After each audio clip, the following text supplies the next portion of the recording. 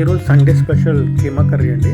First ఒక బాణీ తీసుకుని దానిలోకి ఆయిల్ వేసుకుని నీట్గా కట్ చేసుకున్న మనం ఆనియన్స్, అంటే మనం ఎంత కీమా తీసుకున్నామో అన్ని ఆనియన్స్ తీసుకుంటే చాలా బాగుంటుందండి. ఇఫ్ సపోజ్ మనం హాఫ్ కేజీ కీమా తీసుకుంటే ఒక హాఫ్ కేజీ ఆనియన్స్ తీసుకుని వాటిని కట్ చేసి తర్వాత ఆయిల్ వేసి బాగా మగ్గబెట్టిన తర్వాత మనం కీమా కూడా వేసుకోవాలండి. కీమా ఉండకట్టకుండా కలుపుకుని దగ్గరికి బాగా మగ్గిన తర్వాత, అంటే మగ్గబెట్టడం ద్వారా మనకి నీసు వాసన పోతుంది కీమాకి.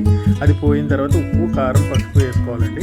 వేసుకున్న తర్వాత అది కొంచెం బాగా ఫ్రై అయ్యాక మనం అప్పుడు అల్లం వెల్లుల్లి పేస్ట్ వేసుకోవాలండి. వేసుకుని బాగా మగ్గబెడితే కీమాలో ఉన్న నీసు వాసన కూడా పోతుంది. ఒక మూత పెట్టుకుని ఒక 5 minutes మగ్గబెట్టిన తర్వాత మనము అప్పుడు మసాలా వేసుకోవాలండి. మసాలా వేసుకుని మసాలా కూడా కొంచెం బాగా ఫ్రై అయ్యాక ఒక 5 minutes, అంటే మనకి ఆ ఫ్లేవర్స్ అన్నీ మటన్కి పట్టేలా చూసుకోవాలి.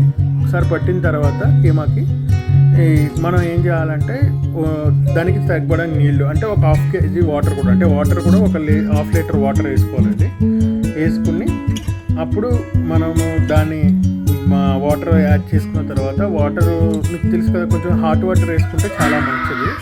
ఎందుకంటే బాగా ఏ నాన్ వెజ్ కర్రీలో అయినా సరే ఎక్సెప్ట్ చేపలు, దాంట్లో మనం హాట్ వాటర్ వేసుకుంటే ఆ ఫ్లేవర్ అనేది పోకుండా ఉంటుందండి. అదే మామూలుగా నార్మల్ వాటర్ వేస్తే ఏమవుతుందంటే మళ్ళీ హీట్ ఎక్కి ఇదంతా ప్రాసెస్ అయ్యే లోపల దానిలో ఉన్న ఫ్లేవర్స్ కొంచెం తగ్గుతాయి. నేను అది ఎక్స్పీరియన్స్ చేశాను.